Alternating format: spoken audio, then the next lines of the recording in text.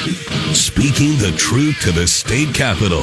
This is Drive Time Lincoln with the Commander, Jack Riggins, on the voice of Lincoln, 1499.3 KLIN. All right, Thursday, September 1st, 5:07. I'm Jack Riggins, host of Drive Time Lincoln. Johnny Cadillac's producing the show. And contrary to popular belief, we do always try to show both sides of the opinion, or in this case, both sides of candidacies in the state of Nebraska. We'd like to get right to it with Legislative District 2 candidate Sarah Slattery. Welcome to Drive Time Lincoln. Thank you so much for having me. I didn't even ask, but I assume since you called because your opponent had been on, that you're running under the Democratic ticket. Well, so... Are you, or are you independent? I didn't even do my background.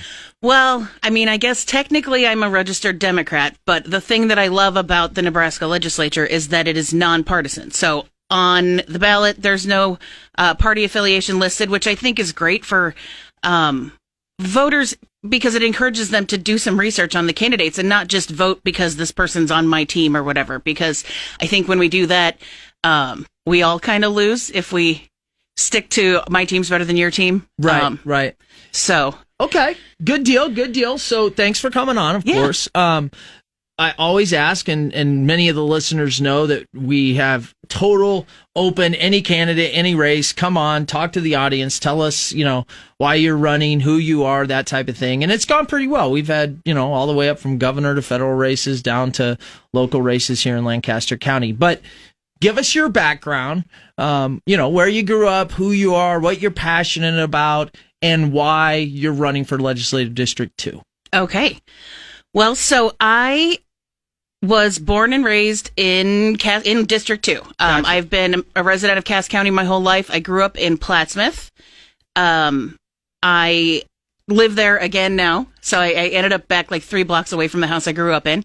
And I've just been really involved and active in my community. So my whole family has really immersed in deep roots in that community. So I'm a professional chef.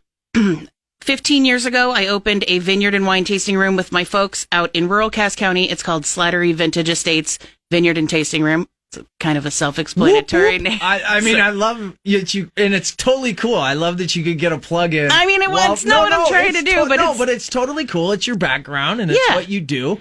Yeah, and it just so happens that it's, my name is in the family business. But so we opened that up 15 years ago. Agritourism, we're a working vineyard, and I, like I said, I'm the chef there, and so I do all the food, we do weddings, things like that. In addition to that, and I just resigned at the end of last school year, but I took over a few years ago as the school nutrition director at my daughter's small Catholic school in Plattsmouth, and I came in with my culinary knowledge and expertise, I guess, and really brought back a lot of scratch cookery, brought in a fresh fruit and vegetable bar, started making our ranch from scratch, which you wouldn't, would go through 50 pounds of fresh produce a week, because you give them this good ranch and they'll eat all the vegetables. Oh, yeah. So, that's kind of my career. And then also kind of what pushed me into running. The last 2 years, we had universal school meals for all kids across the country because they approved it, emergency pandemic funds. And I got to see firsthand just how incredible that was for the kids, for the working parents, not to have to worry about the lunch bill, not to have to worry about packing a lunch. And then, compounding on that, the supply chain shortages we were seeing, like you couldn't get a Lunchable in the grocery store last school year. And so, just how much it benefited not just the families and their family life, but the kids at school because they were ensured a hot, nutritiously dense, because we have to follow guidelines with whole grains and sodium and calories and all of that, and vegetable subgroups. So this is like the healthiest lunch that they're going to get. It's way better than their bag of Doritos and Lunchable that they probably brought from home. Or the Coca-Cola I used to chug at lunchtime. Cup of noodles. I think I had that in high school at lunch a bunch. So that... so school nutrition is a piece of my platform, and that was really the thing that kind of nudged me into wanting to do this, because I want to take this model that I did at my small school and bring it to all the schools across the state. And then now that the federal government isn't paying for school meals, I'd like to look into ways that we can at least maybe subsidize, just because it is such a relief for working families. And I think that we deserve, and our kids all deserve to eat. Yeah. Because if you nourish their bodies, then they can learn better. You nourish their minds. So yeah. That's pretty cool. Obviously, didn't know you until you've come in the studio, and I actually have met known one other chef, and the guy was actually a Navy SEAL that I served with, and he took a break in service and came back after 9/11, and he went to culinary school and was a chef. And so once that got around that he could actually cook, that guy was in hot order for everybody. And so we would just buy the supplies on the road, and he would cook. And so that sounds like every holiday at my house. I bet it kind of drags, but my point is, I think a good chef is a great art form and something that is really cool, because you're right about nutrition, and that's very interesting. You're witnessing, I guess, the goodness of students having a good meal, a real meal. And obviously, most of the press through the pandemic can be negative. It just depends. But here you see something that's really helping out, at the ground level. Yeah, and it's a pretty low cost endeavor. Like, these school meals really only cost a little over $1 per kid per day. If you're looking at the USDA commodities foods that we get provided and things like that, you can make really good nutritious meals for these kids for next to nothing. And so I think it would be a really good use of public funds, a lot better than some of the things that we frivolously spend on in other ways. But and in talking to constituents since school has started this year, and they're like, people that have kids in school, they're like, I can't believe I have to pay for lunch again. This is terrible. And I'm like, right. I know. I want to try and fix that. So, well, cool. So platform-wise, and you did bring up a good point about the legislature being nonpartisan, and of course you've got to run, and in fact, most people have to run within the system, so to speak. But what are some other platform items that you're passionate about as you move forward in your candidacy? So I am the working class candidate in my district, and kind of one of the only ones in the state. The legislature is really kind of set up to keep regular working class people out, because most people can't take 4 months off from their regular job and show back up and still have a job, right? Luckily, I'm self-employed, have this family business that's largely seasonal, so it works out that I can. And I think it's really important to get some working class type folks' voices in the legislature where these decisions about our lives are being made. Like, look at the tax relief package they passed last time that everybody was so proud of. But if you make less than $250,000 a year, you don't get any tax relief anyway. So, okay. So your question is how many Nebraskans are in that pay band? And the answer is not as many as not you a think. lot. Not a lot, and definitely not a lot from my district. So looking at that, my platform is basically all set up around helping the working class folks. So protecting workers' rights. I feel like if you work 40 hours a week, you shouldn't be living below the poverty level. I think forcing people to work multiple jobs to make ends meet makes for less family time at home, makes for, then these kids are growing up and maybe getting put into the system because their parents aren't home. And I think that giving folks appropriate pay at their jobs gives them more time at home with their families, keeps the kids families together, families happier. And then healthcare accessibility is another one of mine, not just affordable, but also I have a lot of rural areas in my district. So, like, for instance, if I was out at my folks' vineyard and I broke my leg, it would take probably 30 or 40 minutes for an ambulance to get to me, and then another 45 to get to a hospital. So, and say that was a heart attack, that person might not live, right? So, getting healthcare professionals out to these, and then think about the western part of the state. It's even more desolate. And one thing that we can do to get people to move out to these areas and open up clinics and things is to update our infrastructure and bring high-speed internet to the whole state. That's going to keep younger people moving back out to the rural parts. And because right now it's all the younger people are migrating to the cities or leaving the state, and there's an ever aging population out there with nobody to take care of them. And so that's unacceptable. I think I read last week 3 senior living facilities in Lexington, which isn't that big. 3 of them shut down in this last month. So are there any left? That's a good question. Right. So that's the kind of healthcare accessibility I'm talking about. Yeah, roger that. And then, so school nutrition and education, I think that we can do a better job funding education and not relying so heavily on property taxes, because property taxes are kind of outrageous for everyone. And I think that we need to find a better formula to fund our schools rather than just off the backs of working people all the time. And then the last piece is supporting small businesses, because, as I said, I'm a small business owner with my folks. And I saw in the pandemic so many people's lifelong dreams, small businesses closed because we weren't prepared to support people through something like that. And so I would like to be able to come up with ways that we can maybe put some safety nets in place that if, God forbid, this ever happens again, people don't have to lose their livelihood. And a lot of it happened in these small rural towns. And so these small businesses go away, and then these are just like bedroom communities and ghost towns. And I want to revitalize and make these towns lively again, because they're what makes Nebraska so charming. So, and we have a lot of them, no doubt about it. If you were elected, are there a couple of laws or things that you're thinking, top 3 or 1, 2, 3 that could help your constituents, kind of immediately if they were passed, or that you could create or can think of? Well, definitely the school lunch funding is a big one.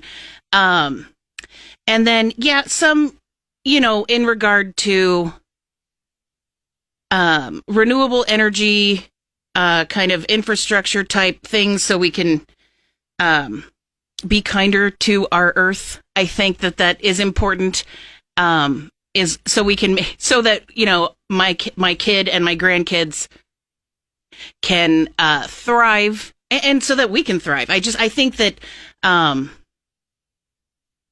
anything with helping fund schools. I know there was some bills, like one that was supposed to help families with kids with disabilities that didn't pass. And I know one of my constituents was one of the big vocal parents with a child who's suffering needlessly.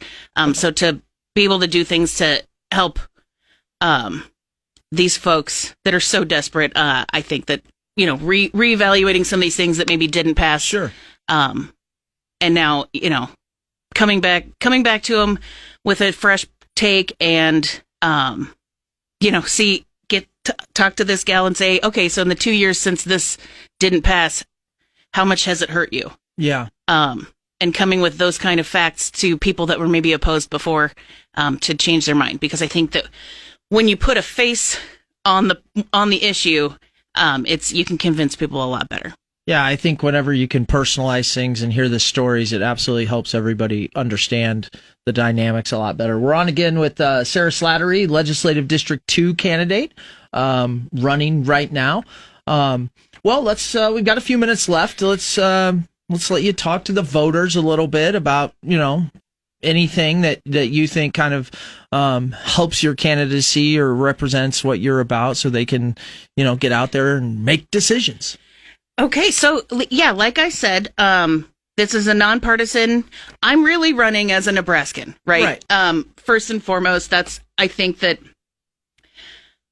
when I was talking before about my team versus your team, and I think when we get the teams are getting further and further apart. I would agree.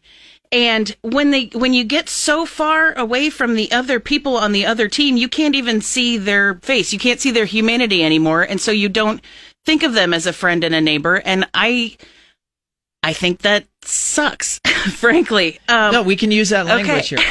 I happen to agree with your sentiment on that. I think that we need to get back to working together. I'm gonna, if my neighbor has a flat tire, I'm gonna help them. I'm not gonna ask them what their party affiliation is first, right? We need to legislate that way too. We need to look at, because when the powers that be are so set in their ways, and my team's better than your team, it's really just the regular Nebraskans that suffer every time. And as a regular Nebraskan, I'm sick of it. So which is why I decided to, step up and run. And Yes, I think that the fact that I'm not a career politician, this is my first foray into anything political, but I don't think that that's a disadvantage. I think that people maybe get a little distant from what reality is when they're in a place for too long. So I think that makes me a good candidate. I'm going out and trying to meet as many of my constituents as I can. I'm having little meet and greet opportunities all over. I'm hitting all these little towns. I'm doing an Alvo Community Fun Night next Wednesday from 5 to 7. So anybody in that area or not, come hang out. I'm making Yum Burgers and hot dogs. Yum Burgers is a Cass County thing. Okay, so if you want to know what it is, you'll have to come. All right. But yeah, so just throwing an event for the community because that community has had a rough few years and they deserve some fun. So where can people find you on social, website, that type of thing? So my website is slatteryforlegislature.com, SLATTERY. And from there, you can link to all of my socials because they're all a little different. So awesome. Sarah, thanks for coming in. Thank you for having me. Yeah, absolutely. I like the working class angle. I like the idea of people just, no matter what your beliefs, just everyday people running for office. Frankly, I think America might be in a way better position if just every 4 to 6 years, new people were just filtering in with perspective. Again, we'll attack some different items. I've got a question about recent news about Navy SEALs. I guess I'll have to answer it. 1499.3 KLI.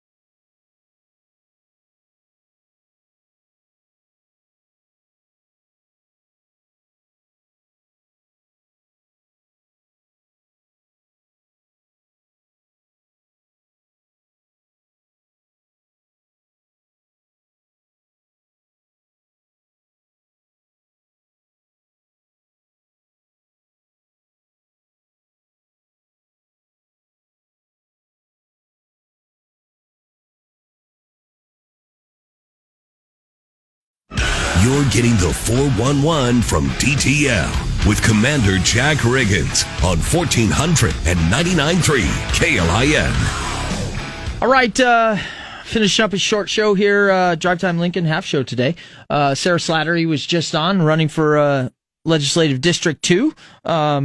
You just kind of an everyday woman, a chef, talked a lot about just getting normal people into the legislature, and yeah, thought she represented her ideas well and appreciated having her on. Scott, we got a short show. You asked about my thoughts on the recent news with the Navy SEAL. Hey, listen, I know there's a lot of, it's made national news, right? And the fact is there's deaths in the entire United States military regularly in training. It is something that is tried very hard to avoid. In the case of SEAL Team and the Basic Underwater Demolition SEAL School, which is our selection, only about 20% graduate, and it is usually considered one of the toughest, and it's very dangerous.